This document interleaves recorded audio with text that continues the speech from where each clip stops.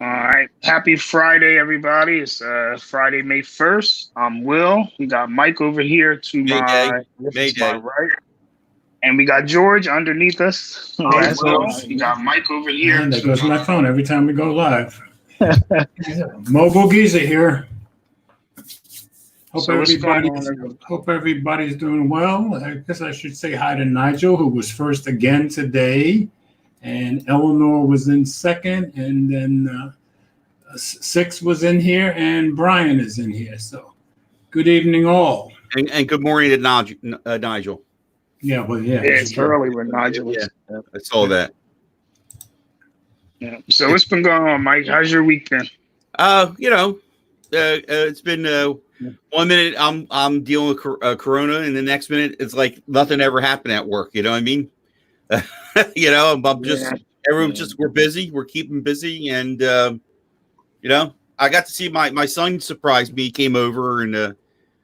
He just popped over. He says I was in the neighborhood and he popped over and got to see my grandkids from a distance, 6 foot. Yeah. And my wife's girlfriend, she made some masks and she's purposely made masks for them. So that was perfect timing. So they all got their own custom made masks. So it was good. Mom's here. Hey Carol, how are you? Yeah, I see her. Yeah. I was just talking to my wife earlier. I don't know how long this is going to go on. You know what I mean? Like, you heard we're opening up our parks and golf courses. Yeah, so but they're going to open up parks and golf courses, but it's like it's still not over because if you think about it, you figure the cure isn't coming probably for a year and a half. So what are they going to do? Like, people are just going to be tested every 2 months? And this is going to be a beautiful weekend out there, and everybody's going to be out. Everybody's going to be out. So. Well, parks started opening up here a day before yesterday. So did they? Yeah. Oh wow, y'all are early. Well, George, we're like the second. We're still the second, right, Mike? Yeah, I believe we are. Yeah, next to Europe. Yeah, in New York and New Jersey. Yeah, well, it's because of being so populated in such small areas, So. Yeah, it's crazy. I don't know. I'll be glad when it's over, though. Yeah, when we all. Yeah. So. And tech will get back to its nutty ways of coming out and having get-togethers and parties, and that's just some of the other shenanigans. We'll get back to a little bit normal though. I think some of this damage ain't gonna get fixed, Mike. No. I think coronavirus gave some of these manufacturers a reason not to have the get-togethers, the conventions, and the Christmas parties. Yeah. Well, I mean, just to think about all the, the conventions. Like, what's the one in Vegas called? I can't remember what it's called right now. CES. CES. Watch for CVS. CES, not CVS. Yes. Yeah. No, CVS is never going to close. Yeah, CVS ain't going nowhere. No. I don't think they'll keep CES out. That's my guess. Yeah, it's just the conventions aren't going to be what they used to be. So, yeah, there'll probably be some changes. Or maybe everybody be wearing masks at the conventions. Who knows? Yeah, that is always nutty, Mike. The hot topic is the updates. Oh yeah. Oh, bring it, baby. Yeah, let's talk about updates. Ain't it? I was thinking the same thing when you said that usual nutty tech. I said we're still having our normal nutty tech stuff, Yeah, well, this is a polarizing device, right? Oh my gosh! Please, Mike, please. This stop. Is just this. If I see one more person talking about that phone on Twitter and how brainwashed everybody is for liking it. I was just thinking, I said, I gotta get Mike now, because Mike, you're really brainwashed because you bought the same phone that was put out 2 years ago and you like it. So you're brainwashed and Apple pulled one over on you. Yeah. And you shouldn't have bought it. It wasn't worth it. I'm just tired of seeing the videos. It's like it wasn't worth it, Mike. It wasn't worth it. You should have bought something else because nothing else matters except for the fact that except for the fact that Apple got over on you because it was a lazy design. And the commercial we always see with YouTube videos. Nothing matters except what's right in front of you. It's got bezels on it. And if I Samsung gave put out up the my OnePlus phone for this phone. Mike, if All right. Samsung put out the S7 Edge and put an 865 in it, would you buy it? Oh Okay. yeah, I'll buy that too. Yeah, I'll buy that. That phone has been all over Twitter. I was cracking up the other day. I thought about you. I said, "Oh, Mike's got his phone, and people are just tearing this thing to shreds." I haven't seen too much negative stuff. I've been just God. seeing video after video after video. If you see, 20, 30 videos every single day. George, type it in Twitter. Go on Twitter and type I don't need to see the negative stuff. And it's all going to be, why did Apple put out such a lazy phone? People buy anything Apple, blah, blah, blah, blah, blah. It's like the phone isn't for everybody. Buy anything Apple. Yeah, but George, you got to think about it. The phone is for whoever, like Mike bought the phone because he had a reason to buy the phone. It's not like Apple didn't have an Apple phone. I agree. Yeah, and Apple didn't force you to buy it. I don't understand why everybody is so upset. Like, the phone has bezels, but that's not their only phone. If you don't want, Will, you said I'm not going to be your friend if you don't stop giving me green bubbles. That's true. That's true. Yeah, I know. I've always said I don't understand the hate. The first article I ever wrote is, why can't you just let people like what they like without hating on them? But guys, if you take a moment to notice, even Android publications are writing about this phone. Well, sure. Okay. But they always do. I mean, the same Android publications that I know, like Android Central and Android Authority, they always do. Well, this one, I never seen them talk about an iPhone. Oh, I have. I've seen them many, many times. I can't. Some of the articles I've seen where they're like, this Android should do the same thing. I agree with them kind of, but I don't, because Google did the same thing last year. The build of it isn't as good and all that stuff, but the same price point. It's just that the Pixel name doesn't have as much. Doesn't have any weight. That's true. Yeah, it doesn't have as much weight as an iPhone. Yeah. And Samsung will put out those mid-range phones, but they don't push them as like a mainstream phone. They don't, you know what I mean? They don't push them. They're starting to outsell the mainstream phones already. Yeah, but Samsung won't get behind it and be like, this is a Galaxy A51 and have commercials and push it. They put it out there for like the prepaid carriers. If they don't have to. What's the most popular selling phone in the world now? The Galaxy A51. Yeah, I guess. See, there goes. He got the what? The underclocked iPhone. Oh man. Here we go. Come on. Told you. Right, Gary. I put my Pixel down. It's just Gary being Gary. Mike, look, Mike, that comment right there is for you. Right now. I'm answering right now. Mike, you see this comment? Yeah. Yeah, I'm going to answer that. Oh, okay. Well, changing. You got to tell him if you like it, Mike. I'm letting him know. Okay. Well, tell us all. All right. I'm not going to share nothing. I'm going to just say it's a great phone. Everybody should buy one, including Gary Brown. Oh, man. So you're going to be on a worldwide broadcast, but you're not going to share nothing. Gary's not buying an iPhone, Mike. If Gary will buy a OnePlus before he buys an iPhone, I think. All right. I think Leo would buy an iPhone before Gary would. Yeah. I don't know. That would be close. That would be a close one. NR. It's been a nice phone, but I had an iPhone before, and it's nice to come back to it. It was really easy to get it all set up. That was the other thing. I was like, oh wow. I mean, once everything, I was pretty much ready to go. It's been nice. I haven't done anything crucial, but I will admit the battery life is a little bit concerning. A little bit. I'm at 39%. I took it off. I turned off the charger at 6:30. Now, Mike, I got a question for you. Since you say the battery life's concerning, a little bit. I don't know what you paid for that one. I can't remember, but whatever you paid, right? Mm-hmm. If you could do it over, would you just get the 11? Not the Plus or Pro or Well, whatever. no, I haven't had. But just the regular 11, just like that. Well, no. You wouldn't? No, I don't think so. I think I'm going. No, no. I'm kind of liking this. Yeah, I'm kind of a lot liking it. I like the small size. Yeah. I mean, where can you still reach across like that? And I can do that with an 11, but of course I can do that with just about any phone. Right. You got massive hands. I don't have that big. I got big hands, but nothing like you have, George. But I don't know. It's nice to I noticed carrying it upstairs today. Just now, my hands were full. I slipped it in a pocket. It wasn't no struggle. It was just, I don't know. It's just nice.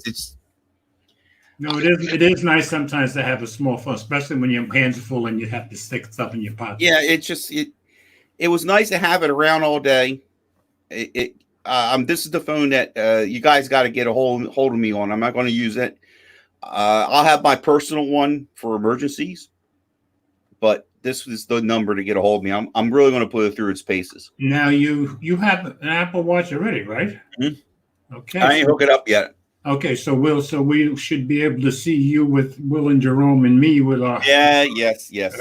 All right. We'll be looking for you. I want to get another. Let me put my back on the charge. So Mike, who is it? Gary just asked, what was the difference between the 11 and the SE? Gary, the difference is the Face ID, bigger screen size, bigger battery. I like the touch. I like the button. What else? Yeah, he's got the touch and we don't. But the battery on the 11 is phenomenal. It's phenomenal. So the same processor. They both have the A13. Right. The cameras, the 11 has a wide angle and can do a portrait mode on objects and stuff like that. Yeah. I think the SE is only for people, but as far as like processor and all that, it's the same. You said I think the SE is only for people, not animals. Or yeah, you can't do portraits with. Okay. You can't do portraits with animals. I don't think that's true. Now, Mike, you never know. They might come out with a battery case. That'll. Mm-hmm. Yeah, there you go. There goes Brian. Brian with the save. There you go. Night mode, deep fusion, wide angle camera, bigger battery, 1 more gig of RAM. There you go. It's early. It's early. We'll talk about it next week. Oh God! Because I'll have a whole week. Mike gotta, and you'll be in charge too. Oh God! All right, let's unbelievable. Let's get to the stories, I guess. All right. I've got. Let me share this. All right, here we go.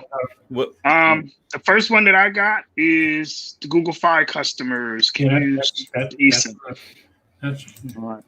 This took how many years? I think. How long has eSIM been out? And finally, I don't know. I don't even want to say it's getting respect now, but I'm thinking too. I shared it already. All right, Google started it, but Apple had to come out with it, and now it's kind of getting a little mainstream. I got this one. Okay.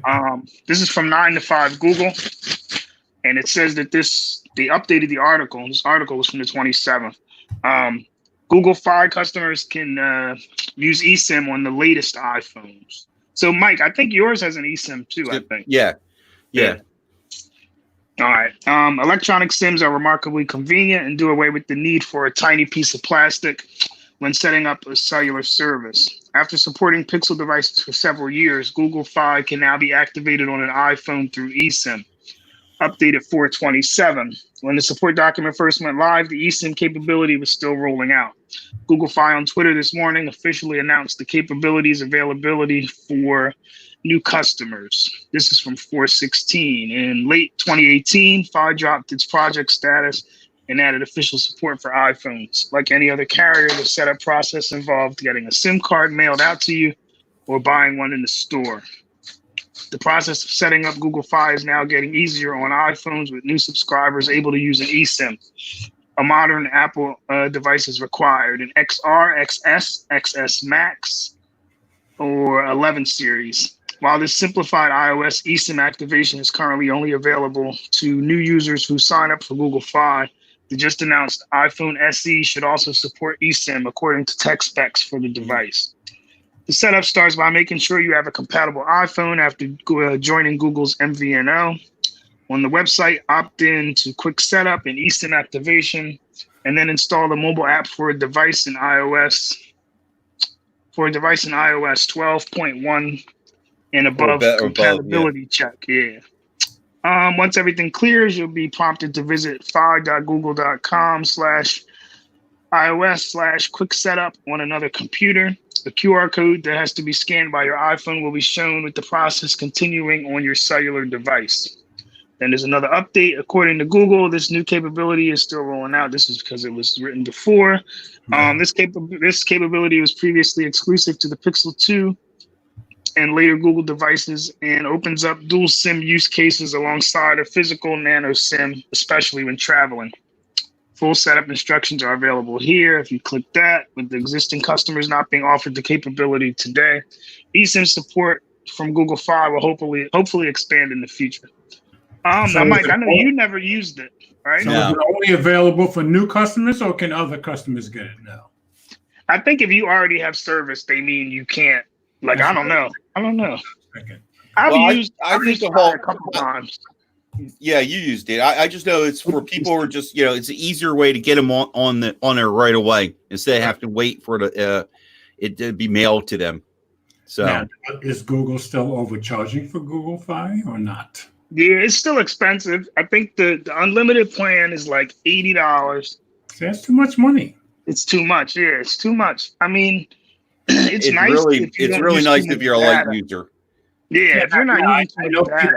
When the big shots, when the big YouTubers and the tech people were traveling, they all swore by Google Fi when they were traveling with the eSIM because it made it, life so much easier.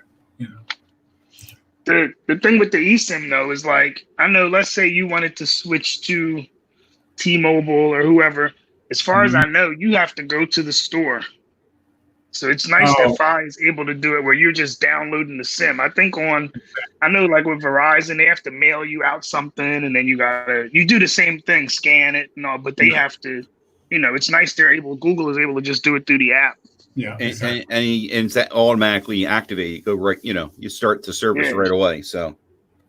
And then on the iPhone, I don't know if you've seen it, Mike, like if you add another line through the eSIM, you just go to cellular and you can choose which line you want to be active. Oh, okay. But both of them aren't active at the same time. Like if you're on one line and somebody calls you, it goes to voicemail with the non-active line. But yeah, if you're traveling and stuff like that, it's really nice. Yeah. Brian had a question. Now, Gary asked a good question. How's this Google Fi service since the T-Mobile Sprint merger, which I guess is a valid question. I wouldn't think it would. I would think it might get better instead of worse. Wouldn't you think? Somebody did say that it got better. I forget who it was. I must have been reading something or saw somebody did say it got like they went from having really bad service, mobile data speeds to it getting a lot better in their area. So very good.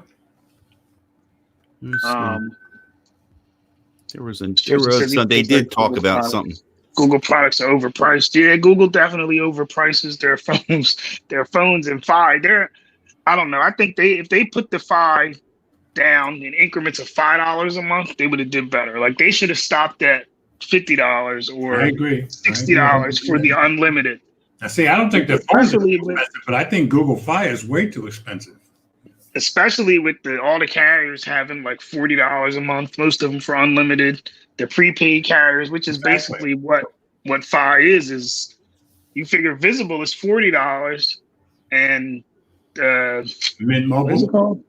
Yeah, you got Mint Mobile, but I mean Fi is double the price. Yeah, it doesn't even make sense to pay that much, but I don't know. Let me see. They upped the limit, but didn't say whether they're charging you. I guess he means for Fi. Fi must have increased their limit. I think for the COVID thing, I think they did, but I don't know if they charge you extra for the, for the increase. Yeah, I think they all open things up while the COVID thing is going on, but if that's only going to be for a few months, I would think. Gary said overpriced. Nothing is overpriced. If you can't afford it, then it ain't important. There you go. Fi is only good for travel. Yeah, Fi is good for travel. Especially I know for me anyway, being that it's only using T-Mobile. What's the other one? US Cellular, I think. Yes, that's the other one. And That's it. I think there's one other one. Sprint, I think it's Sprint. 3. Sprint. Yeah, T-Mobile, US Cellular. So, Yeah. instead of paying for that, I might as well just pick one of those carriers. Unless like Brian said, you're traveling. It's not. Yeah, I agree with Brian 100%. It's not worth paying all that money. Yeah. But Google. That's Google for you. I guess they're not too invested in it. They don't really care that much, I guess. You know, when we start the show from now on, we should say the Joker, Mobile Geezer, and the Google Basher. I gotta change my name, right? Yeah. There you go. Yeah. You need a few more apples in there. George. Wait, but hold. George, did you see what's in his ear? Turn around. You see what's in his ear there, George? George. Oh, those are not Apple. Somebody got the new Pixel Buds. The Xiaomi Buds. I got the new Pixel Buds. The Xiaomi Buds. The Apple boy gets a Pixel Buds. All right. Listen, Traitor. George, yeah, I know. I still like Google. I just like bashing them sometimes. Now, Mike, you already know. Apple know you're cheating on them, though? I told Tim. He gave me permission. All right. I told him they were $80 cheaper than the AirPods Pros. There so you he go. was like, okay. He said, as long as you got ours too, you can try it. These fit better though, George. I was telling Mike before you came on. These fit to me anyway. I like the fit better than the AirPods Pros because of the tip. Somebody's video said the same thing. Yeah. The AirPods Pros they feel like they're gonna fall out. The regular AirPods for me, I can put those in and they fit fine, but the Pros feel like they're gonna fall out. Okay, see, even with the regular AirPods, I have to put the skin on them so I feel comfortable with them. And I did have one of them did keep falling out of me before that. So yeah, but they're all sold out everywhere. I saw an article today. Google must have only made a little bit. But then I saw Jaime Rivera on Pocket Now's Daily. He said they're sold out, but they should have some more in a few days. So yeah, I got lucky when I went on there. It said sold out, but then I clicked on the white ones. First it said join the wait list, and then it said buy. So okay. What color would you have gotten, Will? White. They only had white when I bought them. I think they gotta have white, black, that mint green, and orange. Okay. But the only one that was available when I got them, since they just came out, is white. Well, everything with colors is going to sell out first. Generally. Yeah. All right. Yeah, they're pretty good. You're ready. I have the next one shared. Who's going to read it? Mike or me? You take that one. I want to read about the iMail one. All right. Okay. So this is on 9 to 5 Google. Huawei phones without Google Apps won't support coronavirus contact tracing API. In the midst of the coronavirus outbreak, tech is playing a role in how we can prevent the spread. However, if you own a recently released Huawei smartphone that lacks Google Apps, you also won't get access to the powerful coronavirus contact tracing API that Google and Apple have been working on. TechRadar confirmed with Huawei that the company's Android smartphones will support Google's contact tracing during the coronavirus outbreak, but only if they ship with Google Apps. If the device was launched before May of 2019, it will see the Google Play Services update, which delivers support for the crucial new API. As an easy rule of thumb, if you have the Play Store, you'll get the update. However, that leaves newer Huawei smartphones left out to dry. Even if you live in a region such as Europe, the Huawei P40 series, Mate 30 series, and other devices launched during the ban won't see support for the coronavirus contact tracing API. Luckily, given the software limitations on those devices, they weren't too popular outside of the Chinese market. That means not a ton of people will actually be affected by this loss. So it makes sense. I mean, Google made it part of Google. So if you don't have a phone that has Google services, it makes perfect sense. I mean, Google is pretty much, this is it. And we cut them off and you're out of the loop, Yeah, but keep in mind, if you left it to Google, Huawei wouldn't be cut off. But I know. I get, yeah. I mean, Google fought tooth and nail trying to get the government to let them work with Huawei, but the answer was always no. Now I'm glad I still. This is just another reason. It's like another reason not to buy a Huawei phone. But they still they make a big deal out of the contact tracing API, but you still have to be willing to download it. Which just sign up. Yeah. I agree with Jerome. Most people are not going to download it anyway, so I don't think it matters that much. Let's see here. What's the next one? What's this about? I didn't see this. I didn't get a chance to read this one. Fake cures. Oh, really? Really? Yeah. YouTube will remove. Oh, okay. About time. Yeah, I agree. All right, I've got it shared. Okay, you got it up there already. All right, Mike, it's on you. It's 9 to 5 Google again. Okay. Daggone it. 9 to 5 Google. I mean, Will, can you get not like Mac? You love 9 to 5 Google, and I thought you were like hating today, even though you got Google Buds in your ear. Update: Fake Cures 2. YouTube will remove conspiracy videos falsely linking 5G to the coronavirus. YouTube has confirmed that it will stop promoting and removing videos that are falsely spreading claims linking 5G technology to the coronavirus. New wireless technology has always allowed crackpots and conspiracy theorists to emerge and sprout unsubstantiated claims, but now YouTube will start actively suppressing the dangerous spread of misinformation on their video hosting platform. Many videos will lose monetization options, with ads being cut entirely alongside a removal from video searches and results. Damn. I just can't get over. I don't know if Nigel's here. I know that it was big in the UK.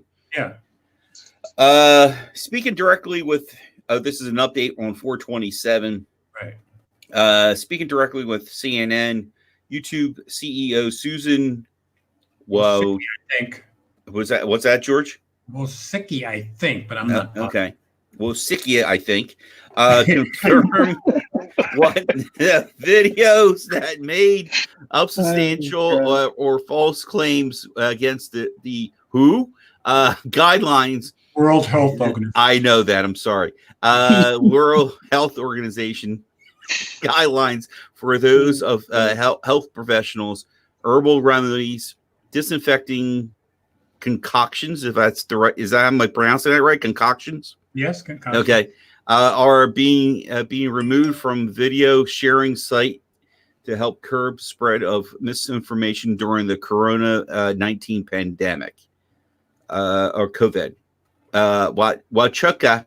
Now you make us sound like an Indian. I'm sorry. Maybe she's part of India. That's good for her. Confirm that 75% increase in news from legitimate or confirmed sources has been uploaded to YouTube since the start of 2020. People are saying take vitamin C, take turmeric. Okay. No, it's turmeric, actually. Turmeric? There's some in the other rooms. That's why I know. Oh, okay. What is that? What is turmeric? What is that? I forgot what it's for. It's like a yellowish kind of seasoning. Yeah. Okay.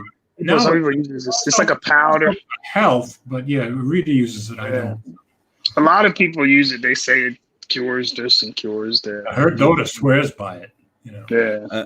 Maybe Gary takes it too. I don't know. You're asking for it. We'll cure you. Those are examples of things that would be a violation of our policy. She told the news network when to confirm that YouTube is removing information that is false or medically unsubstantiated. The CEO suggests that as you would expect, there have been large shifts in content being shared, uploaded, and consumed. Wojciech noted the large spikes in home workout, DIYs, and educational content occurring over the past few weeks. However, she noted that the policies changes have been pushing faster than in recent years to ensure that authoritative sources and substantiated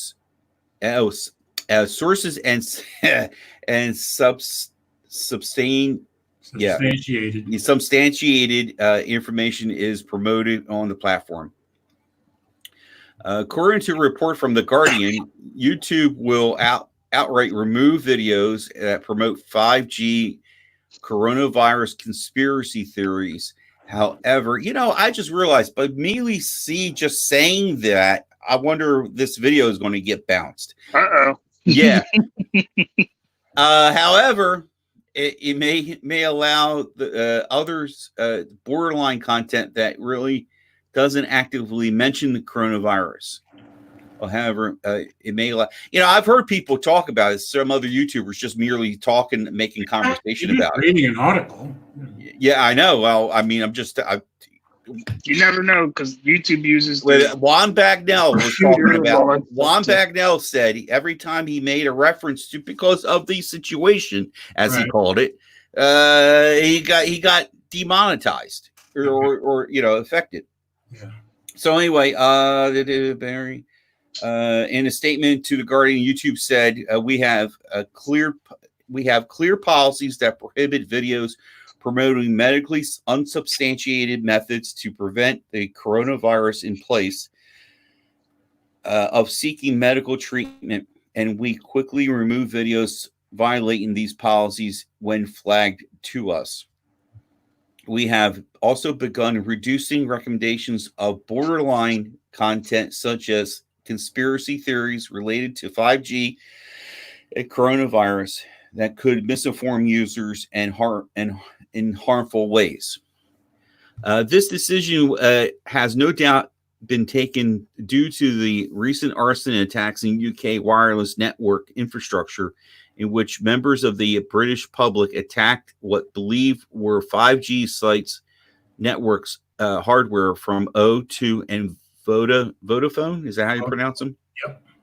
Was destroyed by those likely accessing conspiracy-driven content on platforms like YouTube and Facebook that have claimed a link between the spread of coronavirus and the rollout of 5G. There you go, Will. You're done. I just said it in one sentence. Shifting through the facts and fiction has become more difficult process, but this move will help ensure only the correct information is made available to the general public. So there you go. Yeah, and we brought up the attacks on the networks in the UK last week, and the week before that. Yeah. And I don't think they're going to demonetize this for you reading this article, because I have read articles about coronavirus last week, and mine is still monetized. Okay. I'm just saying, I just remember what's his name would talk about it, and he was like he just called it the situation. So, yeah. So, yeah. I don't know. Yeah, people are nuts. And in plain English, people are just when they're pent up and they got nothing to do because they were, because of this. Jim Morrison said it. People are strange. Mm-hmm. Yeah. Judge, what do you write there? What's that? Will Judge, LOL. It ain't mine. I drank Mountain Dew. What are you drinking? No, because he was what Gary said. Gary said the tinfoil hat people. I don't know if you remember. Before, when Mountain Dew first, a little bit after it came out, people used to say if you drink Mountain Dew, you would be sterile. Yeah. I remember that. Yeah, I remember hearing it. Yeah. And everybody would be like, "Don't drink Mountain Dew." Yeah. Yeah. Oh man. I was just catching up on the comments, but well, thank God it ain't burning towers here in the States. So As far as we know, See, anyway. there Yeah. you go. There goes all the conspiracy people right there. Gary got them all. 5G causes corona. 9/11 was an inside job. Oswald didn't do it. Spam is real meat. yeah, really. I'll be right back, guys. 1 second. And we never landed on the moon. Yeah, that one is big, George. If you ever go on Netflix, there's all kinds of That one never stops. Yeah. there's all kinds of videos and people. They even had one with the one of the astronauts, I think, who was there, and it was a whole big thing because some of them died, and they said that That's been going on for the last 40-some years. yeah, it's always something, I guess. They got to come up with something. Well, don't you remember when what's his name was still part of the Celtics? He was saying the Earth is flat, and that was just last year. Oh yeah. Yeah, that was a big thing too when he came out and said that. That turned into a big dumb thing to say. big news story.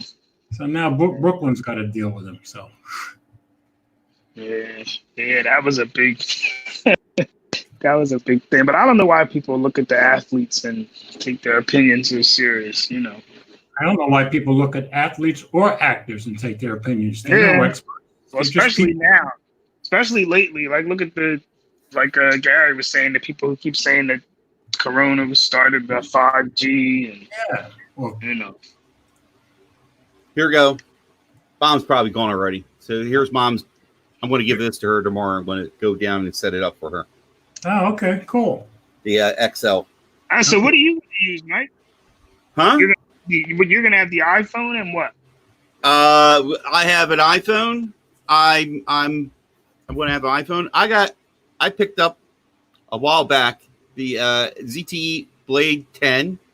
Oh, you have one too? I have that too. I've been sitting on this. A long story, but Will knows the story. There's that, and I got. Wait a minute, I'm trying to remember. Wait. I'm trying to remember. On the way to work today, I was telling you that who I was supposed to have a collaborate with. Oh, yeah. That's a nice phone. The 17.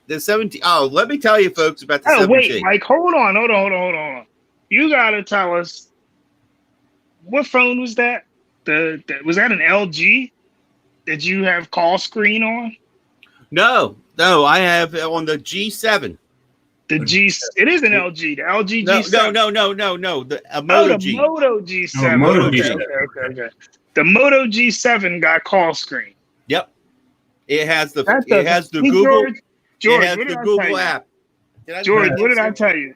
Google just gives away everything. No, they just give away everything. They believe they should. They just no. So why not? But the weirdest thing is this ZTE phone has a lot. It's almost like the Moto, the G7 and a Pixel, but it doesn't have the app. I can't believe it doesn't have the app. It is so clean. Well, you had one, George, right? Mike, don't worry. Mike, wait till the next update. I have that and the Blade 10, and I have 3 ZTE phones at the moment. The other one, the high end one. They came I have the Blade V8 Pro, and I have the Axon M. Yeah, I have the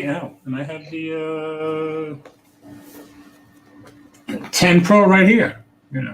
Right. No, wrong. I held up the wrong phone. There it is. Axon 10 Pro.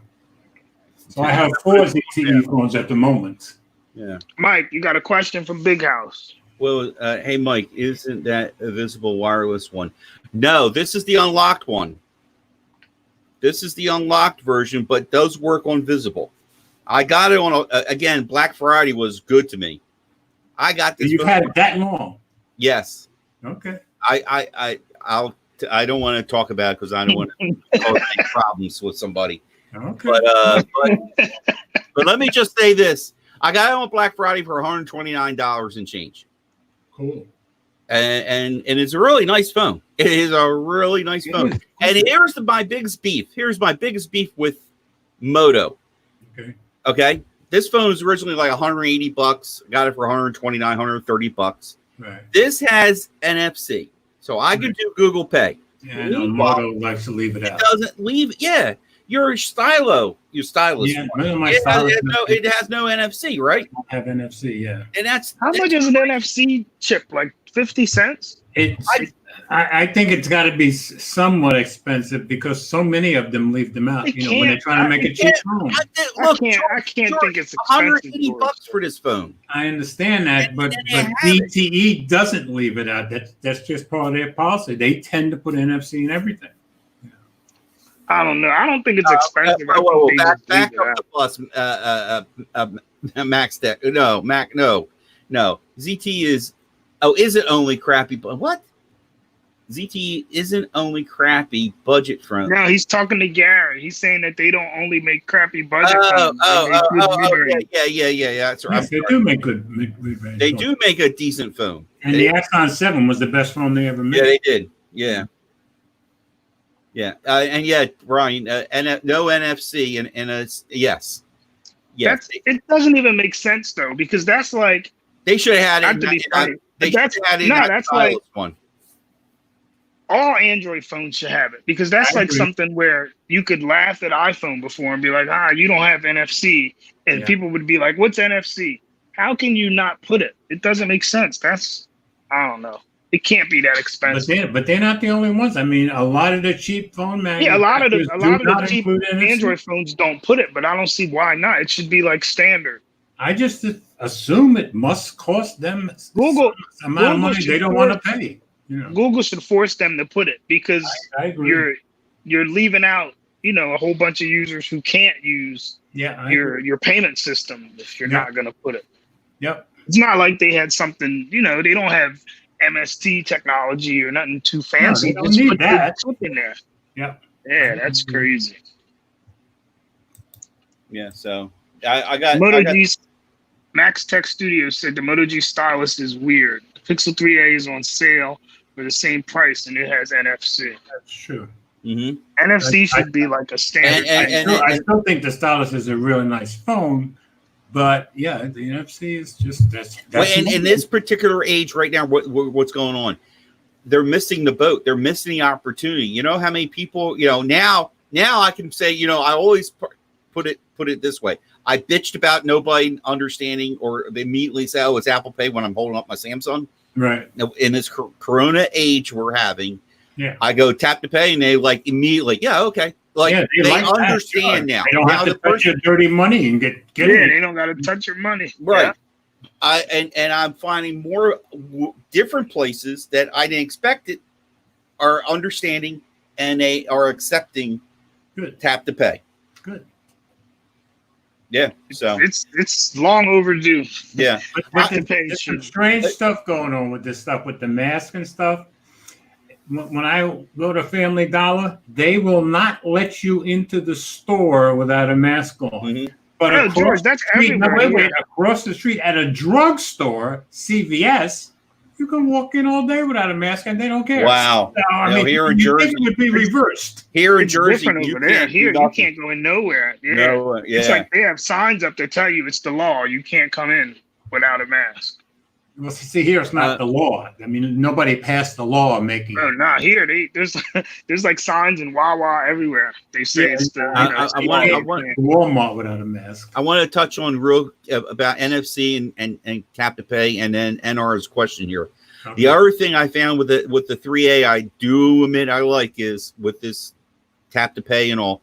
If you hold down the power button, it gives you a few options, and one of the options is immediately the debit or credit card that I choose to use is right there.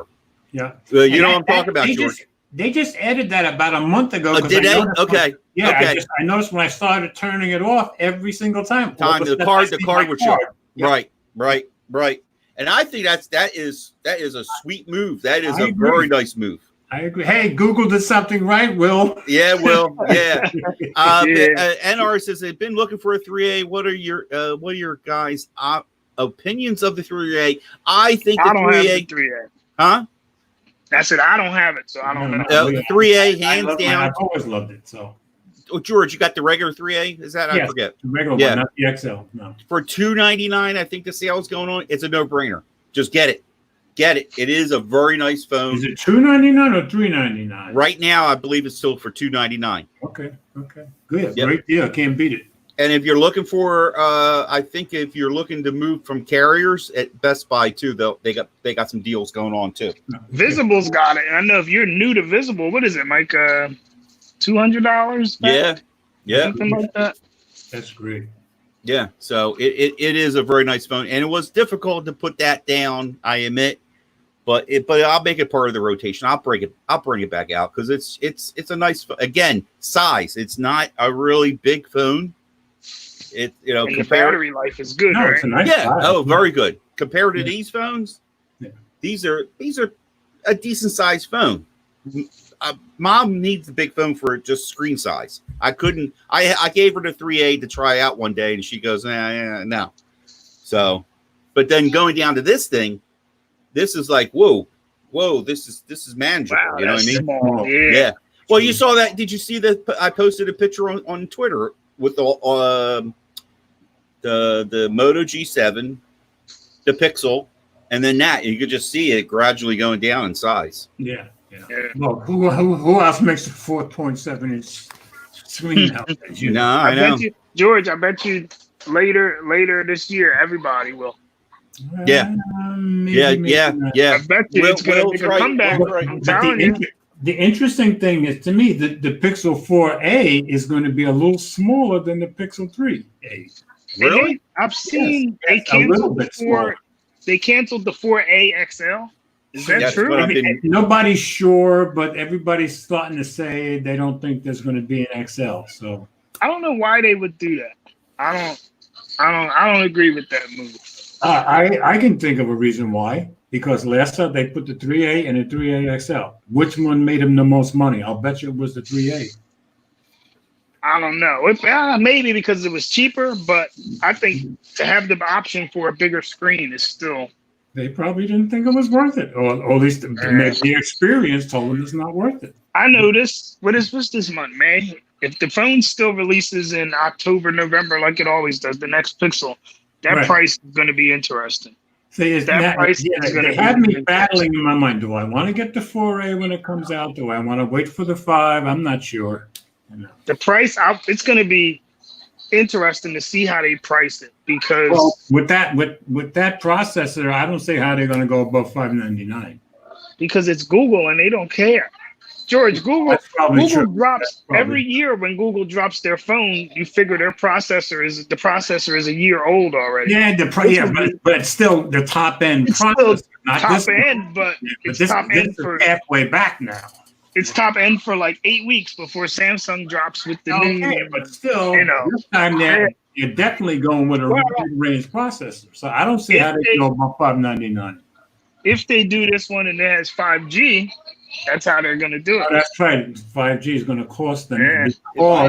But I've seen a few articles now where everybody blames all these companies for charging all this money for 5G. Well, the real culprit here is Qualcomm. They're making everybody pay through the nose for the 5G chip. I think Google should leave 5G alone. That's what I think. I don't think so because next year everybody will have a 5G phone, including iPhone. But Google can't even get their phone. Just think about it, George. Let's say Google does 5G, right? Right. The Pixel is right now anyway. It's on every carrier, right? Right. So how is that even going to work? Because look how OnePlus did it. OnePlus, you have one phone that does 5G with Verizon, one phone that does 5G with T-Mobile. So what is Google going to do? What are you going to get if you get an unlocked Pixel 5? Well, you can, build it so that it'll work on both. Now, I admit that's. And how much are they going to charge you for that? I admit that's going to be expensive.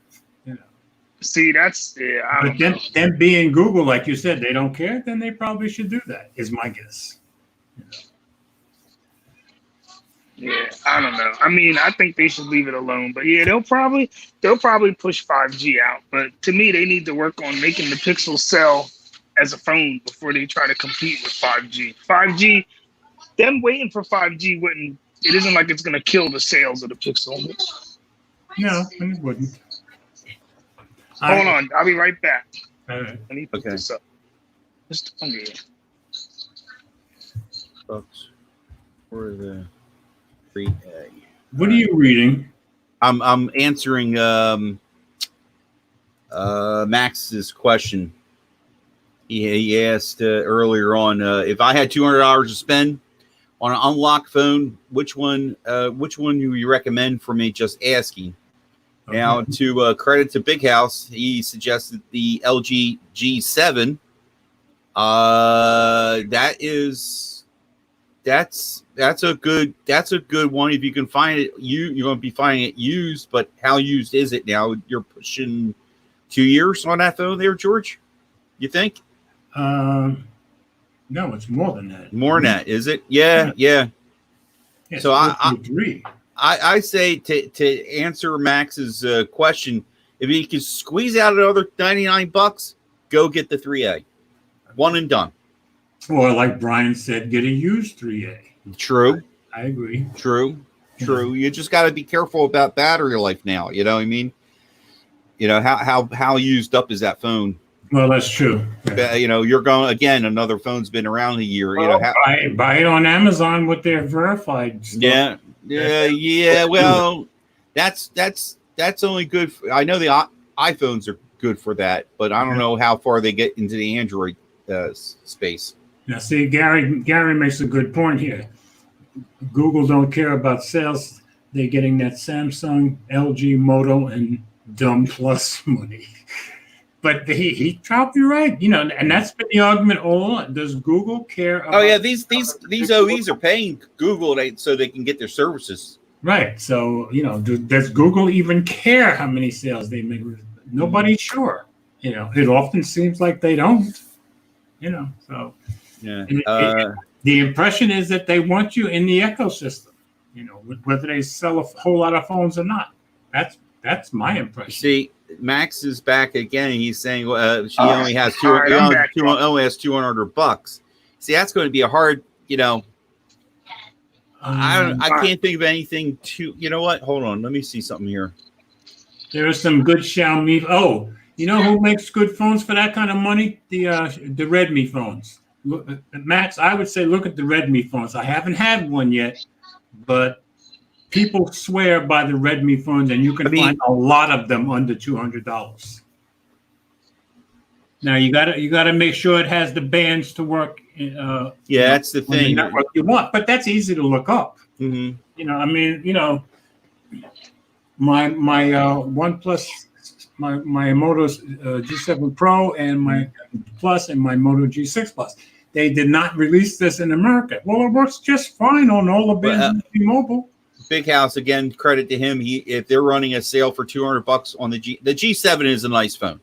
It's a very nice phone. And I was impressed as time went on. You know, had a few more app updates, a few more. See, I got one security patch. It had a few more. And then getting that call screening was like, oh, geez. I mean, holy cow. That was so nice to get that surprise too. It's still 3 If it were my $200, I'd take a look at those Redmi phones. And there's some other Xiaomi phones that you can also get for that kind of price. And there's some good phones. Just check your bands. If the bands are good to go on Amazon, order the thing. You know, that's what I would do. Let's see, what's this? I'm checking real quick here. Oh wow, they're out of the G7s on their webs on Moto's site. Now they do offer. Now here's the thing, Max. Now the G7 Power right now is at $180, and I recommended that phone to a friend of mine, and she's absolutely loves it. And for the battery life alone, she loves it too. Max, what carrier are you talking about? Let me know. Well, but again, Moto gives you the option of like every carrier. Well, yeah, but I'm asking for a specific reason. Yeah. Because if he's on T-Mobile, I would say get the Moto G7 Plus because it works perfectly. But how much is that phone going right now? I think when I did my video yesterday, there was one on Amazon for like $189. Really? Yeah, and the one over 200 was like $206 or $207. So if it's T-Mobile, I would recommend getting the Moto G7 Plus. And it's way better than the Power. Way better. I want to take a moment to talk about carriers, George. I want to share it with everybody. My brother, I took my 7T to my brother. Okay. And he asked, "Can you take a test drive?" I said, "Sure, take a test drive." He was thinking about buying it. Okay. Put the SIM in. He can make phone calls. He can make text messages, but he can't receive text messages. Oh, really? Yes. On what carrier? Verizon. Oh. Well. Yeah. Mm-hmm. Okay. So I first thought it was the RCS because his Pixel automatically turned on to RCS. Right. And I said, well, turn it off, wait 10 minutes. We waited 15, 20 minutes, nothing was going on. I said, and after a while, 30, 40 minutes are going on. I said, well, let me go and see if there's any complaints about, you got to change the APN settings. Exactly. And I checked, and then where some people say, yeah, you have to change the APN settings. But what kept on coming to the top was people were actually saying that with the Android 10 update, there apparently was a problem. Oh, they broke something. Something got broke. Okay. And between Verizon and OnePlus, they haven't really talked to figure out how to get it fixed. Okay. Some people go and get a new SIM card. It's good for a few months. Then it when the new update comes out, a new security patch update, it breaks again. Okay. So it's coming back.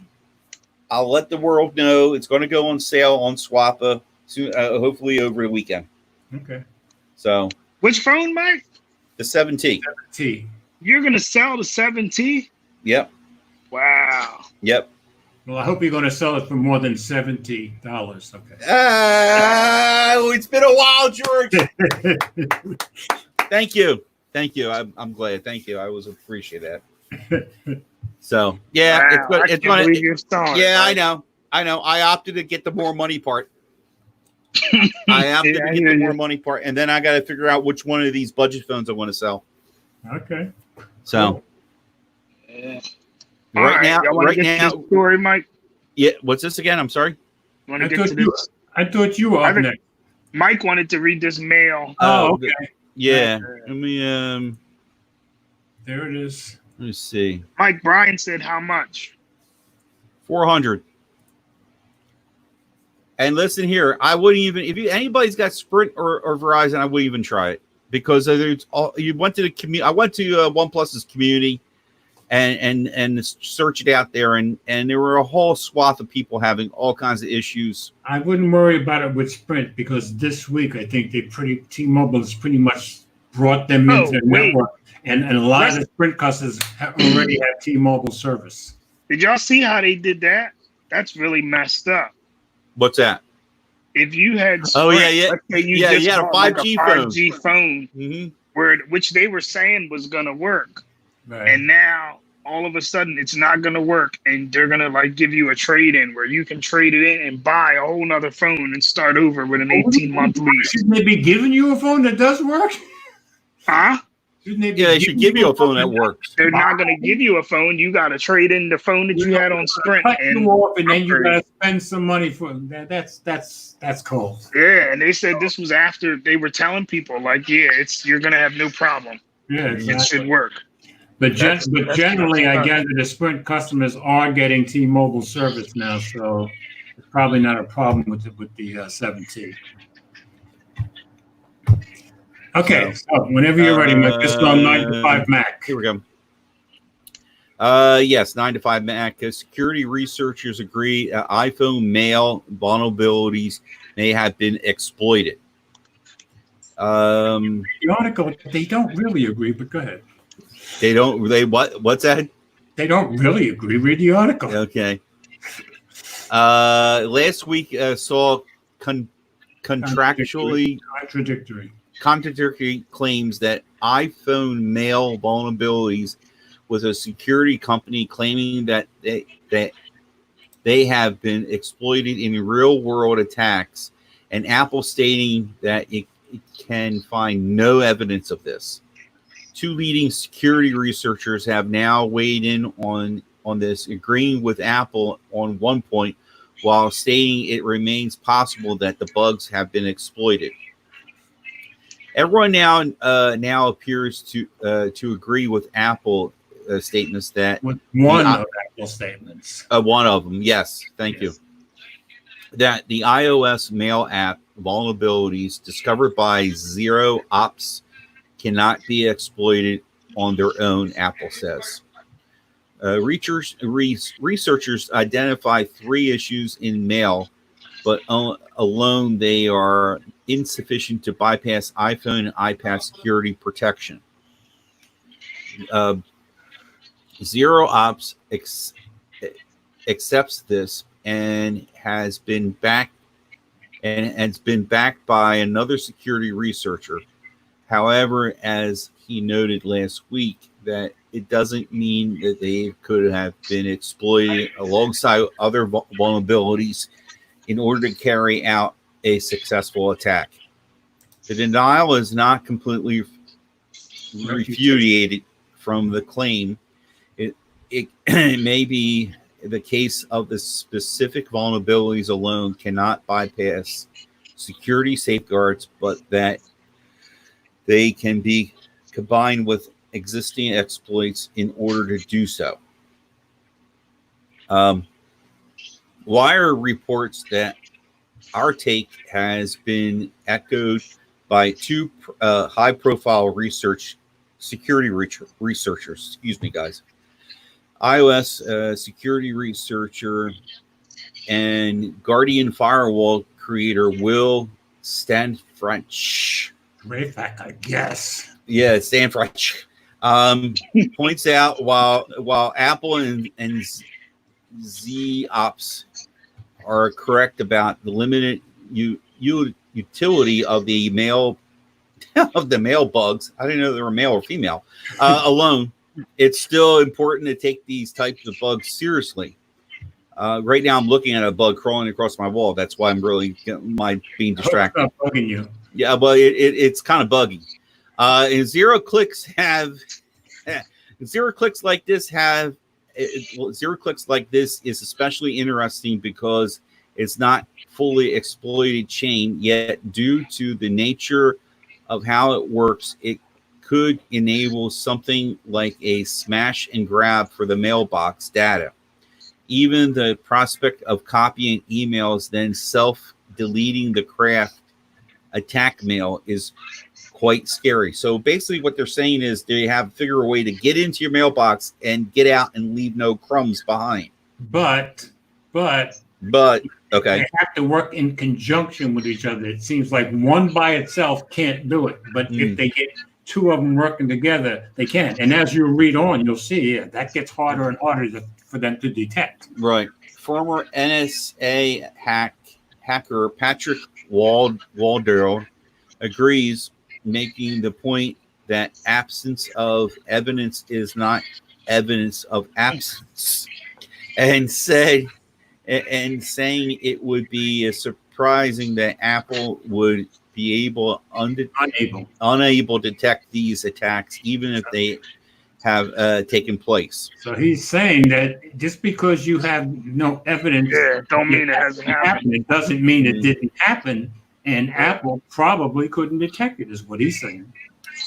It is unlikely that if this vulnerability was used in a highly targeted attack, that Apple would find evidence of such an attack, what Walder said. Either way, it would be helpful for Apple to articulate, thank you, how they came to this conclusion. Even the crudest zero-click attacks leave little trace, which makes tracking them an issue. Security analysts say that in many cases, the very feature that makes software more secure often makes zero-click attacks harder to detect. We don't see a lot of these zero-click vulnerabilities exploited in the wild, and that has become even so difficult to detect. It's not because they're not out there. If the iPhone mail vulnerability have been exploited, have been exploited.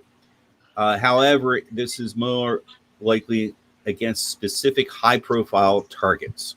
So they're suggesting somebody of importance. You and me don't have to worry about it. Right, Yeah, that's what I was Not thinking. nobody Yeah. like us. But it is interesting because they're saying that if you have an attack, a vulnerability that does not need anybody to click on anything, they're really hard to find, even for Apple. So they may be right.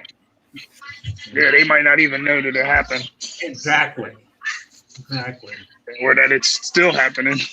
Yeah, but if you're only going after high-profile people, my guess is Bill Gates and Jeff Bezos have to worry about it more than you and I do. You know. Yeah, it's pretty crazy. Either way, it's crazy. You guys use the Apple Mail? Yeah, I I do. use it Do all you? the time. Yeah, I do too. Do you? Yeah, I do. I like it because some of the ways that you can do stuff on it, like adding an attachment, stuff like that, are pretty easy. It's kind of, you just tap it and Because I carry at least one Android phone. 8 phones. Yeah, I have 2 Android phones with SIMs and the iPhone. Whatever phone I pick up, I use that mail. With the Android phones, I use Gmail. With the Apple phone, I use Apple Mail. That's all. Yeah. George carries 8 phones. The digital Hey, version of wait. You mean to tell me George is carrying more phones than me for once? Yeah. Wow. Sitting right here, I can touch 8 phones right from here. Yeah. But okay, and you got 3 SIMs in you got 3 phones with SIMs in them? Yes, this is my stylus that has a SIM. This is my S20 that has a SIM, and then and then the iPhone. See, he's going to be up to 4. Will, don't worry. No, worry. I don't need any. I forget how many he said he had on the stream the other day. 16 phones or something crazy. He asked me if I had more than 15. So I went back and counted today. Right this second, I have 20 phones. So I ask you again, George. What's your oldest phone then in your collection? My oldest phone that would probably be the ZTE Imperial Max, which they gave me for free, and only works on what are we talking about? T-Mobile. No, US Cellular. US Cellular. It only works on US Cellular. Oh, really? Yeah. Yeah, but I won it basically. But that is the oldest phone I had. That's like. He said, "Do you do cloned SIMs?" I wouldn't even know I don't even know what a clone SIM is. Yeah. All right, Will. Isn't that when you can clone your SIM? Like you can have one phone number in all those phones. I think that's what. Didn't Tony Pazzo do something? I don't know. Yeah. Now, see, that's what I would. That's nice. Yeah, but T-Mobile is different, right? T-Mobile has that app. T-Mobile has it's called Digits, where you can use an app. Right. You use an app though, so I think the second phone you're just downloading the app, and then it's like using like internet calling. Okay. Like you don't actually you can't use iMessage on there and the other phone because it's not an actual SIM. No, I do not. Yeah, I just got it. Hey, George, you see that? You see, got 12 pockets like Crocodile Dundee. You know what I mean? I do buy pants specifically. Yeah. With 6 or 8 pockets, so I never have to put a phone in a pocket with anything else, and I never do. That's why I don't use screen protectors. Microfiber claws built in. There you go. Yeah. But for the last 4 years or so, any long pants I buy, they always have 6 pockets or 8 pockets. Y'all are better than me. Well, I will not put a phone in a pocket with anything. I don't care if it's a penny. I am not putting the phone in the same pocket. It's just not going to happen. Yeah, I don't blame you there. Because you don't use screen protectors, right, George? No, I refuse to use screen protectors. I don't need them. You guys are brave. I got to put a screen protector. I got them on. If I see a scratch or something, it drives me crazy. Yeah, me too. I almost never see a scratch. Although, do you know how many times I dropped my iPhone between last night and today? 3 times. See? Really?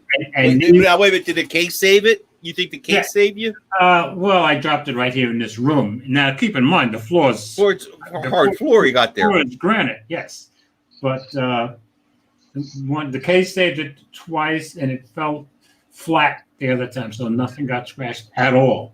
I rarely ever drop a phone, and I said to myself, I dropped it again. I can't.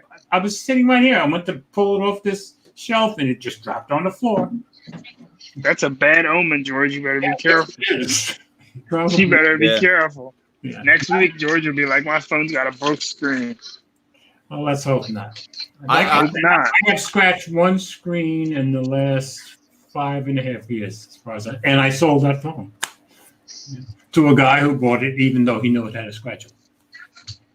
Yeah, see, Brian is right, but I don't know. I'd rather that. And then the other thing that drives me crazy about phones, if you don't put a screen protector, is the coating, the oleophobic coating. Yeah, that's true. And some phones come with really crappy oleophobic. I hate it. I hate once that thing gets messed up. It's like I feel like throwing the phone in the trash. It feels terrible. I hate seeing all the smudges and yeah.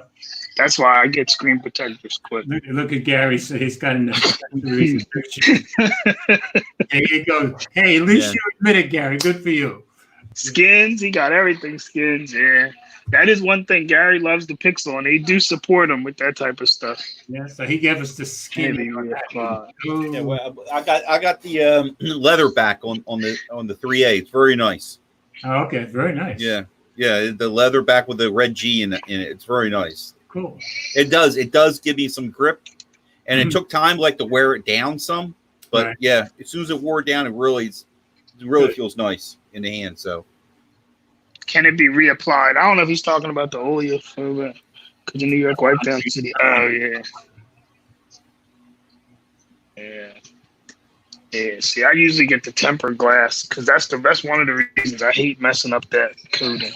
What is Brian saying about? He's saying, can you reapply the oleophobic coating? No, what he says about New York Wipe Down City. Oh, he means because in New York they gotta, he's wiping his phone every 5 minutes, so that coating will come off. I think there is a company that I think they sell something that says that it reapplies the coating, but I never bought one. Really? I didn't know that. Yeah, because I didn't know it was like a thing until I think there was like one of the Pixels. I think the Pixel 2 XL had like a real bad coating on it. Yeah, and I think one of the iPhones had like they said the coating came off real easy. Then I started looking to see if there was something. I think there is something that you can buy that's like a liquid that you put on it. Yeah, that's entrepreneurship to me. Somebody saw a need and came up with a product for it. That makes sense. Yeah. It's. I guess it's not just us that hate looking at it. Because I used to always think my phone was dirty. Yeah. But it was the coating came off, and then the fingerprints, and all that smudges and all that stuff stays. I remember one of the guys in Germany. He was doing a lot of phones. He doesn't do so many phones anymore, but he was always very fussy about the oleophobic coating. And he had one terrible, and he showed on screen. And as soon as he touched it, you could see it just smudged like crazy. Yeah, that drives me crazy. That looks disgusting. Yeah, that drives me crazy. All right, I got the next one up. And that one, okay, that's right. All right, I got it. Yep. Wait, let me share that. Hold on. All right. Smartphone production expected to decline 16% year over year as coronavirus impacts demand and supply. Makes sense. The smartphone market is expected to decline as much as 16.5% in the second quarter, according to the latest estimate by TrendForce. Of course, the cause of this precipitous drop is the continuing economic impacts of the coronavirus. TrendForce believes the first quarter of 2020 saw a 10% decline in smartphone output, and that will worsen in quarter two as businesses feel the brunt of a full quarter of coronavirus lockdowns. The firm currently estimates an 11.3% decline for the full year, which means it expects some degree of recovery in the second half of the year. The coronavirus has affected smartphone demand and supply. Lockdown measures resulted in factory closures that saw production plummet. Many believe the iPhone SE was originally scheduled to debut in March, but was delayed to April as a result of the pandemic. However, now the leading cause for smartphone shipments will be consumer demand. Key iPhone assembly factories like Foxconn were shut down through February, but have mostly come back online since the middle of March. With so many people globally unemployed and many more on reduced hours and wages, demand for luxuries like iPhones has fallen as the economy stumbles. People still in work are also being more conservative about future spending. It remains to be seen whether COVID-19 will cause a full-on recession. And here's the table. Says Samsung was ranked number 1 in quarter 1 of 2020, had 23.3% market share. 23.3, and then at the end, I guess. 3.3. I'm looking at the market share. Yeah, 23.3 market share, I guess, at the beginning of the quarter and at the end of is that the end or second quarter? Yeah, it looks like Is that an estimate? Yeah, the second quarter is still going to be ranked number 1, but it'll be 20.3. Right. Huawei is number 2 at the. Oh man, I just clicked this. Huawei is. Hold up, I just lost it. Come on. Wow, I'm looking at the foreigner ones, the last 3. What? Yeah, it's Xiaomi, Oppo, and Vivio. Vivo. You're saying you're looking at the foreigner one. The first 2 are foreigner ones. They're all foreign, except for Apple. All right, what's foreign to us? Okay. Oh man. Yeah, what the 8% and all those? Yeah. Yeah, they went from Xiaomi 8.8 to 9.6. They went up. Yeah, that's what I'm saying. Yeah. But they went up, and we. Yeah, you know why, Mike? Because their phones are probably they're cheaper. And who outsells everybody now in India? Oh yeah, Xiaomi, including Samsung. Cheaper, Just passed Samsung for the number 1. So I'm not surprised. Samsung took a pretty big hit though. Well, Xiaomi, Oppo, and Vivo, they're big in China and they're getting real big in India. So I think Samsung is very worried about them. Yeah. All right. Before the coronavirus reared its head, TrendForce expected Apple to top 200 million iPhones produced in 2020 after a couple years of gradual declines. However, they believe Apple saw iPhone production fall about 9% in the first quarter, or around 37.9 million iPhone units. Whilst the launch of the iPhone SE should help stabilize production in the current quarter, demand expectations for the high-end iPhone 12 flagship devices at the end of the year are reduced. The Wall Street Journal reported that the launch of Apple's flagship 2020 iPhones will be delayed by about a month, pushing more unit shipments into 2021. Apple will report official revenue and profit results for the January to March period at its quarterly earnings call later today. The company withdrew its guidance in the wake of the pandemic, suggesting it will not reach previously declared targets as iPhone sales fell. TrendForce's figures show that Apple ranked 3rd in terms of global smartphone market share for the first quarter of 2020, trailing Samsung and Huawei. So now I want to see what was their thing. What was their? Let me look. Yeah, when I read this, I meant to go look it up and I forgot. What was their report? Oh yeah, I didn't look it up. But I think the SE is going to help save them a lot. But I gotta agree, when the iPhone 12 comes out, they're going to take a hit. Yeah, they're going to take a big hit. Out of work, Everybody's going to take a big hit. Yeah, I think Apple and Samsung are probably above them all because who's the 2 most expensive phone manufacturers? Yeah, but now let me ask you this, guys. George's point. But don't you think the SE is going to be the phone of choice? No, I said that. I said that's going to be what helps. And I think that's where the deals are going to be. You know what I mean? The deals are going to be buy one, get one free. You don't see that with Apple. No, the carriers I'm talking about. I'm talking strictly carriers. Maybe. I just saw T-Mobile, Metro and T-Mobile, or they're coming out with one. You can get the SE for $99.99. Okay. But you got to port in or buy their service, right. And you got to stay with them for 6 months. Okay. So if you're really down and out and you're trying to get back on your feet and you need a service, you're going to turn to these phones. You're going to turn to that phone and the carrier. Pixel 4a, 3a, something like that. That's Yeah, true. well, and also too, you know, you're gonna when things open back up, I see places like Best Buy really come on surging strong in the smartphone. Yeah, I agree. But you know who also could make out, you know, for the rest of the year? Moto, because their phones don't cost a whole lot. Yeah, if they let the world know they exist, George. Look at that Moto Edge Plus G, whatever that thing's called. Wait, Verizon.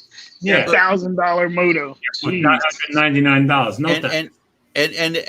And also to George's point is too. I thought. Let me see. Did they stop the sale?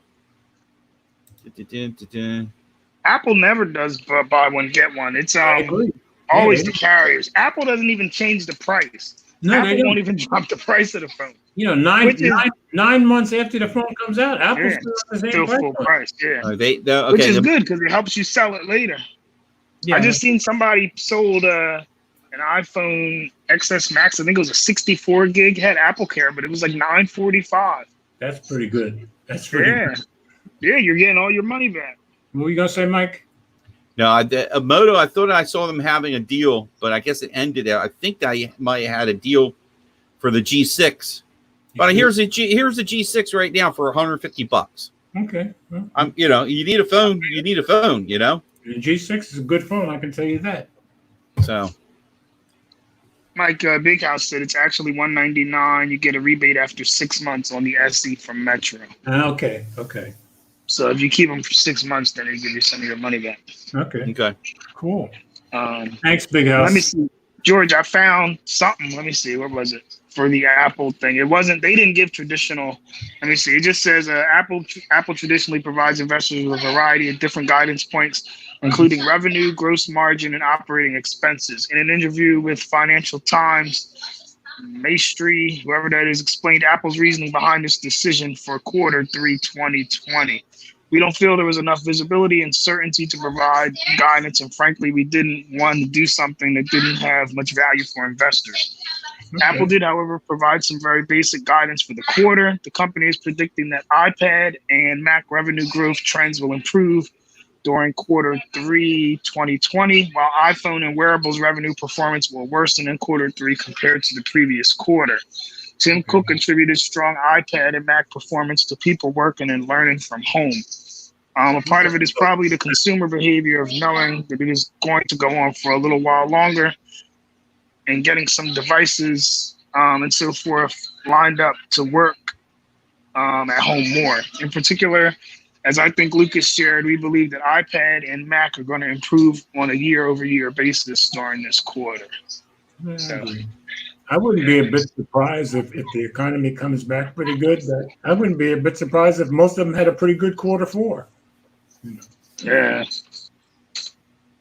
If people get back to work. Yeah, exactly. Yeah. That's the biggest one. That's the biggest one right people there. People get back to work. What's this one here? Mike is looking up. The next one, the next story, the mystical 4A. Yeah, I've got it shared. It's coming. It's coming. Yeah. This month they're saying. There you go, Mike. This is for you. No, this is for. Or is it me? No, you know, it's. I think I'm it's just you, joking. George, isn't it? Who is it? I don't know. I guess you're right. I guess it is. I was going to say it's for what's his name? Dog. No. Gary. the phone's for Gary. You know, Gary's waiting for the 5. All right, this is on Android Police.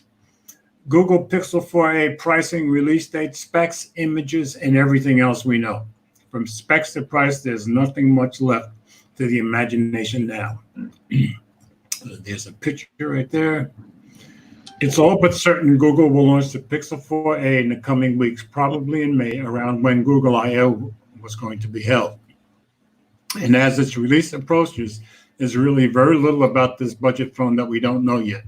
But if you're looking to catch up on the latest info about Google's successor to the popular Pixel 3a, we've assembled all of the relevant, credible, and interesting info that's been leaked about the 4a to date. As usual, Google's not really succeeded in keeping almost anything about this phone a secret, and it looks like it will largely stick to the formula that made its predecessor such a darling with critics and consumers alike. What will it look like? Between CAD-based renders, in-person photos, and videos, we have a very good idea of what to expect from the Pixel 4a physically. So there's the back. There's some other pictures right there. Let's see if I can click on them. Okay, click on them. Okay, yeah, click on them some. All right. There's the front. Okay. So some folks in Cuba even managed to get their hands on one for an early review, showing off the phone from almost every angle and giving us a glimpse of the presumably pre-production software experience and camera too. And I checked out that video. Of course, it's all in Spanish, so I didn't understand much of it. Physically, it looks something like a love child between the current Pixel 3a and Google's recent Pixel 4, featuring what looks like an all-plastic curved unibody and a Pixel 4 style square camera bump, which still looks like it only houses a single camera. That's what I don't get. Why to have that camera bump like that if it only has one camera? Because you know why, George? Go ahead. Because they're using the same mold or whatever. They're doing They're using the same thing from the Pixel. Hey, wait a minute. You're using the same mold. Is that what you just said, Will? Gee, Yeah. hold on. Is it just like this phone here, the same mold? Okay. That's what it looks like. It looks like they're just using the same way they did the 3. They used the same body style. They just made it plastic instead of. All of this humor is getting very moldy to me. I don't know. Okay. Bezels are just about gone as the phone picks up a nearly edge-to-edge screen sporting one of those newfangled hole punch or pinhole designs with a front-facing camera embedded right beneath the display in the top left corner. A rear-mounted fingerprint sensor lies around back, which together with the front bezels indicates there's no secure infrared camera-based face unlock, as with the Pixel 4. We've seen leaks showing the phone in the usual white and black colorways, and we expect the wild card may be a light blue hue of some kind, according to YouTuber Dave Lee.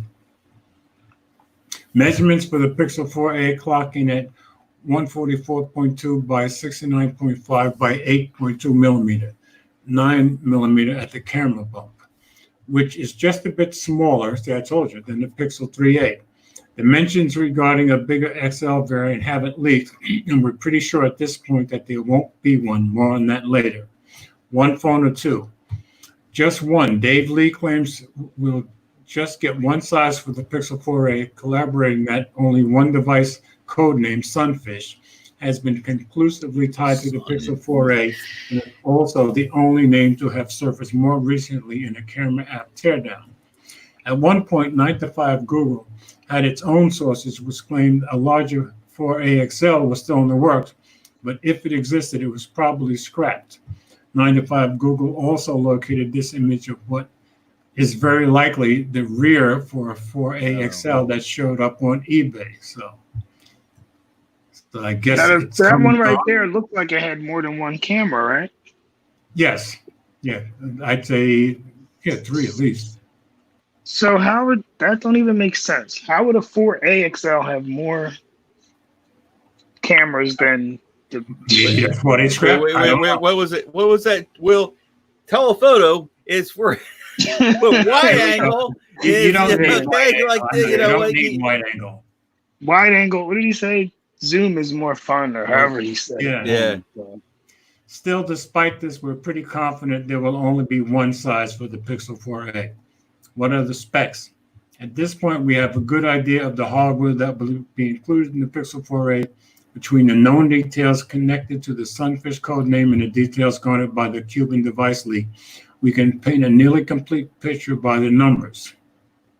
More recently, 9to5 Google got its own separate confirmation of the specs, corroborating all the earlier leaks, which didn't add much new information outside the possibility of a larger 128 gigs storage size. So there's your chipset with the Snapdragon 730, 6 gigabyte display. It is smaller than the 3A. Storage 64, 128. Camera 12 megapixel, 8 megapixel front. Dimensions. Okay, battery life. Battery 3080 milliamp. Should be big enough for something that small. Headphone jack, yay.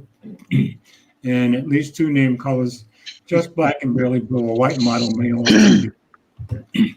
Although it was previously speculated that a Redfin or Bramble could be different variants of the Pixel 4a, signs now to point to them being the upcoming Pixel 5. So we probably won't see a version of the Pixel 4a with a Snapdragon 765. In other words, no 5G. What features will it lose versus the Pixel 4? We expect that the Pixel 4 will not have a submersion-rated IP score. The Pixel 4 is IP68. Wireless charging, secure face unlock, or a dedicated telephoto camera. Not to mention a difference in internal specifications for things like the chipset and display refresh rate. Will it have 5G? No. The Sunfish hardware name, which has been conclusively tied to the Pixel 4a, will specifically not support 5G, given the chipset it uses. Although we previously thought that 2 other hardware names, Redfin and Bramble, could be associated with the Pixel 4a series, and their details indicate they will support a 5G compatible chipset. We've since come to believe those 2 devices are actually the upcoming Pixel 5. That means the Pixel 4a will be a 4G only affair, not that it matters right now. How much will it cost? Starting at $400. Recent leaks indicate a $400 starting price, and the previous Pixel 3a also started at $400. More recent leaks suggest we might have a 128 gigabyte storage configuration available as well, which could come at an increased cost, though at this point it's unclear. When will it come out? Google hasn't established a habit for this new A series of phones, but the latest leaks suggest it will be shipping in Germany starting May 22nd. We don't know if it will be available in the US before then or on the same date, but we expect it will probably be released between May 12th and May 22nd. That's a window that covers a range from the original date of this year's Google I/O Developer Conference, when we previously expected it to be announced, following last year's I/O release for the Pixel 3a in the German Carrier League. If Google adopts a 9-day pre-order window like it did for the Pixel 4, then we could see the announcement happen on the 12th with availability shipping happening on the 22nd. That is assuming there aren't any other delays, which would be the last thing the company needs. So it looks like we know pretty much everything. I'm still I'm not convinced I'm going to get it because I want to see, is the camera going to be better than the 3A? Because if the camera's not better than the 3A, I'm going to wait for the 5. I would wait. I would just buy a 4 if you wanted it that bad, George. The price isn't going to be that much cheaper than what you can get a 4 for now. I'll get the 4. Look, the 3A had the same camera as the 3. So if the 4A has the same camera as the 4 and it's better than the 3A's camera, then I'll get the 4. But if it's not, then I'll wait. Do you think that the camera even changed? Like, from what? From the 3A or from the 4? Software changes, but I don't even know if the camera changes on the Pixel phones. I think they changed, but Google was able to like I know that you know the 3A had the same camera as the 3, so I'm hoping the 4A has the same camera as the 4, which is going to be better than the 3A.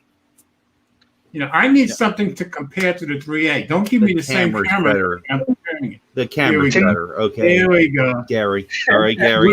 The camera's better. Him, Will. He said the camera's better than the SC.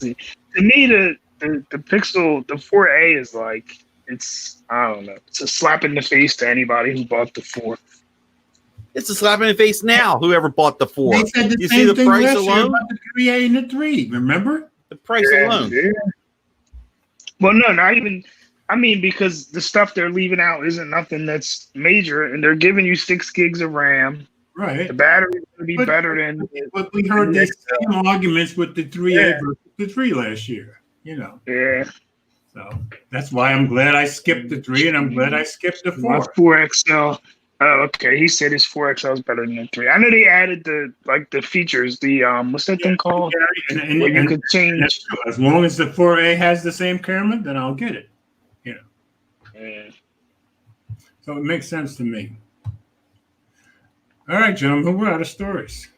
It's so similar. I don't know. I just think Google updates their software. That's the one thing that phone is going to have over the iPhone will be like the night mode, and most likely the camera is going to be better. Right. But for the rest, for $400, that's a tough. Yeah, if the camera's better and I have it's a tough. I'm good. To me, it's a tough. I want the night mode to be as good as my iPhone 11. Because I'm thinking it's going to be. I'm saying between the iPhone SE and the Pixel, it's tough to pick the Pixel. To me, if I was a regular person, it depends on what you want. If you want the camera, the Pixel. But if you want Apple stability and updates, then you pick the iPhone. It's not even if you want camera though, because the only place that the Pixel is really going to dominate it is going to be night mode. Oh no! It's not gonna. I've seen iPhone SE pictures. They're not so great either. Even daytime pictures. They're okay. I think the daytime is just as good for me. I don't know. I think it was just as good. Maybe I'm spoiled by the iPhone 11, but from what I've seen, nothing. Matter of fact, yeah. Well, see, that's because you're coming from the iPhone. Yeah, the iPhone 11. But when my Project 13, when Anthony made his normal morning video. His morning vlog driving to work in the dark. He always asks for comments, and my comment was, "It doesn't seem as clear as most of your videos are in the dark going to work." And that was with the iPhone SE, the first day he had it. So that was my. Yeah, it's not going to be as clear because it's not. It's only the one lens, right? And it's but the Pixel for video, for video, I suspect it's the camera from the 8. But for video, the Pixel video isn't good either. No. The Pixel, you know what I mean? To me, it's just going to be the camera. Unless it's at night, I don't think it's going to be that big of a difference from what I've seen anyway. Gary, put in the comments how the video is on the 4, because it's like the 3. To me, George, when I had the 4, the video was just like the 3. It wasn't great. I mean, it wasn't the audio wasn't as bad as the 3 because the 3 had a lot of issues in the beginning. Yeah. But I don't know. It wasn't like, to me, it wasn't iPhone quality. Well, when Jerome did his side by side on video, was it today? I think it was today. And my comment was the microphones when he was doing when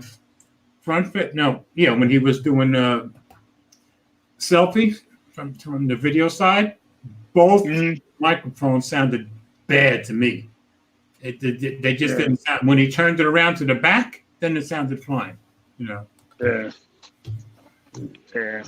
So Mike's battery's at 35% right now. Came off the charger at 6:30 a.m. Yeah. Now, Mike, here's my question. See, you're saying the battery's man. So how much did you use the phone? Because did you stream it? I know we always want crazy battery life, but that's enough that got you to you went to work and came home. Yeah. So how much more battery do you want? Well, I'm spoiled with the 17. How much streaming did you do today? I did some. But I did a few phone calls. I mean, a big one with Will, a few other ones. I did a lot of socializing, went to Twitter and Instagram, and I used it to do that. I looked up some websites, checked out some things for dinner tonight on it. Now, Mike, did you take it easy on the phone? No, I don't. Did you use it like you would have an Android phone, or were you like trying to make sure that you made it on with battery? No, I didn't go. Okay, let me go to my. I didn't go to another phone. Regular. Yeah, I only picked up my Moto phone because I had 2 phone calls come on my Moto phone. Okay.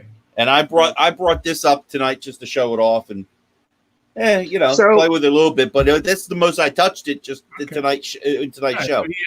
So I don't understand. I think that's okay battery life then. So what's like how much battery do you need then? If you were able to go to work from 6:30, come home, and it's 9:30? Well, I just want to bitch like all those YouTubers do. Okay.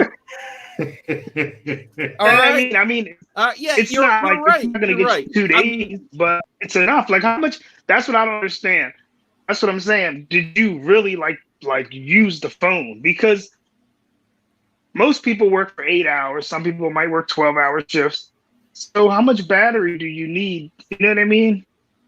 I don't. To be honest, I know Brian's going to say in a year the battery's going to suffer because it's so small. Which I understand what he's saying, but for most people don't even keep their phone a year probably. Most people might keep it longer now, but I don't know. But don't forget, even before coronavirus, even in 2019, there was a lot of stories saying that people were keeping their phones longer and they weren't upgrading it. Yeah, before Corona, people were keeping it, and now I think Mike, this is what I want you to do. Yeah. Mike, I want you to keep that phone long so we can see. Because it tells you the battery health, right? So right now your battery should be at 100%, but in 6 months it might be at 98. Right. You know what I mean? That's a big chunk for only 6 months too. Well, yeah, but he's only speculating. He doesn't know. No, but listen, when I had my 11 before they gave me my replacement, the 11 Max, the battery was at I think it was 97 or 98, something like that. And that wasn't, you figure the iPhone isn't even a year old, and I got it on launch. So I think I got my replacement, it wasn't in January. Yeah, it might have been in January or February. I got it when I got the drone.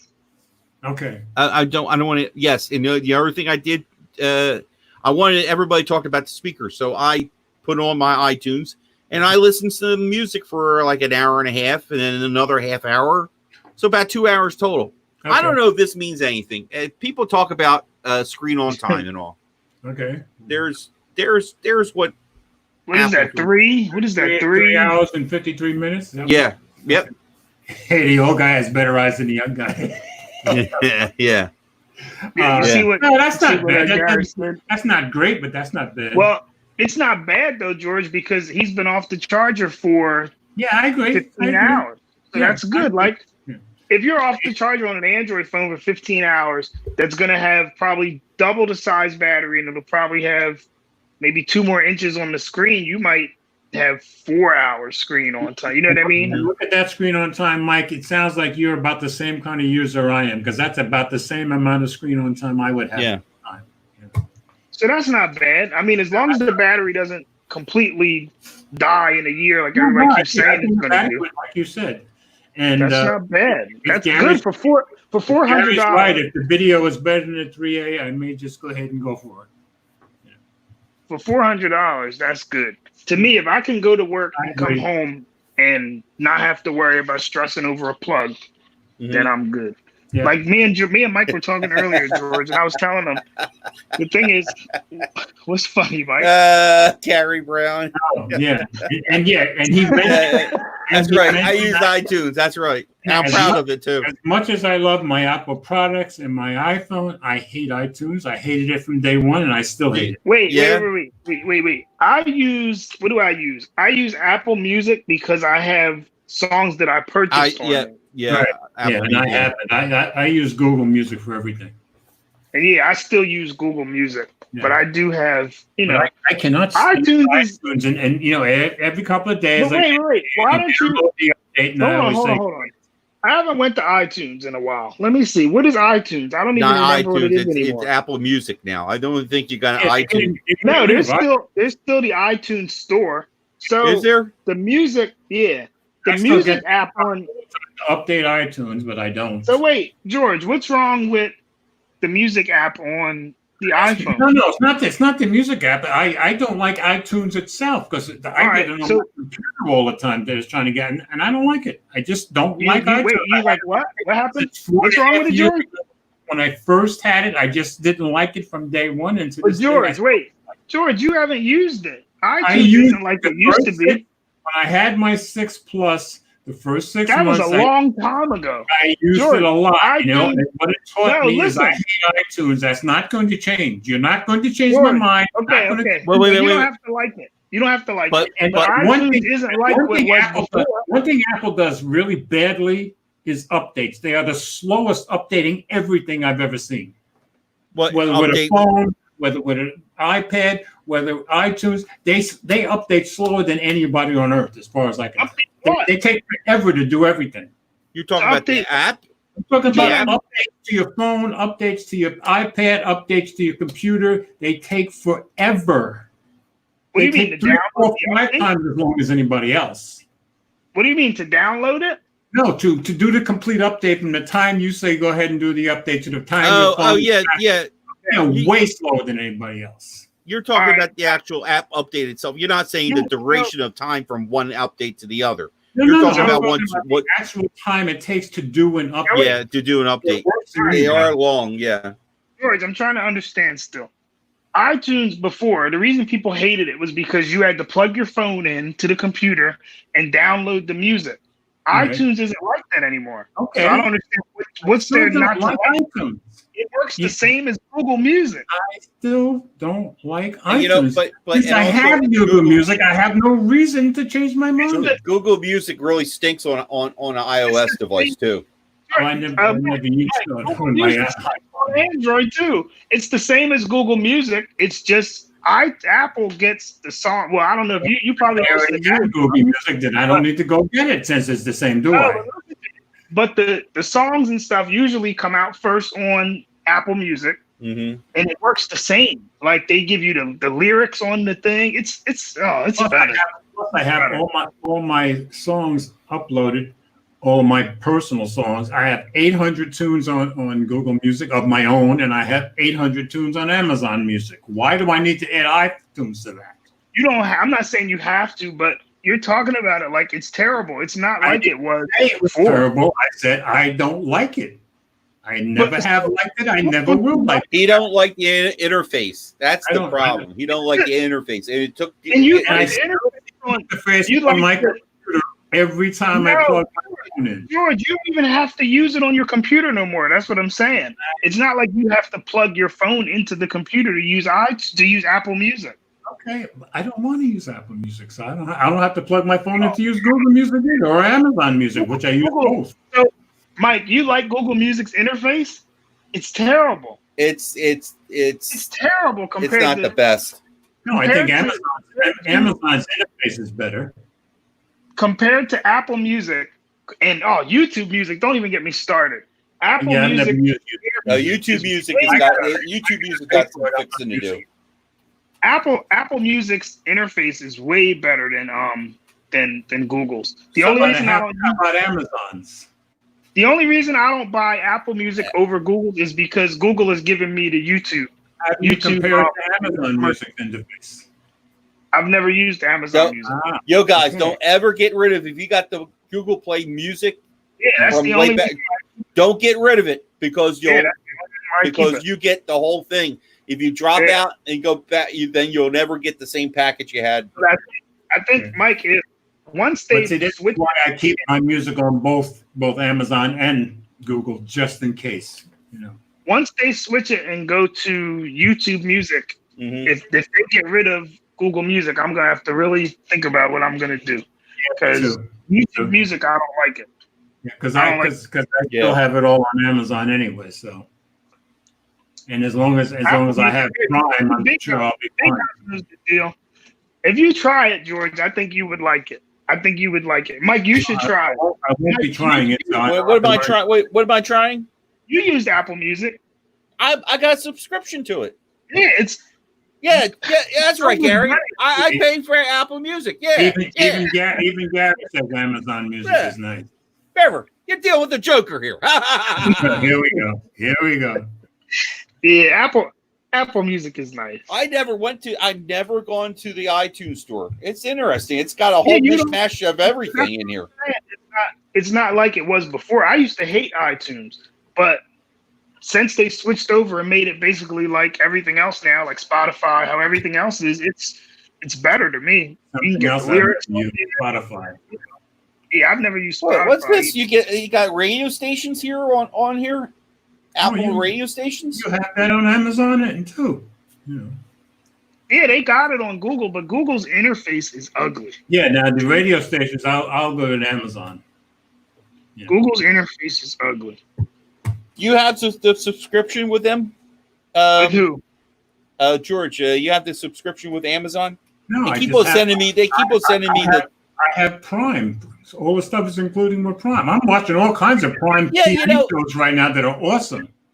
There's a new detective show on Prime called Bosch, which is really good. For a long time, George. Oh, I just started watching. I just finished the first season today. I'm in the second season now. I started watching it like maybe a year and a half ago. Good show, man. Yeah, that show is pretty good. Yep.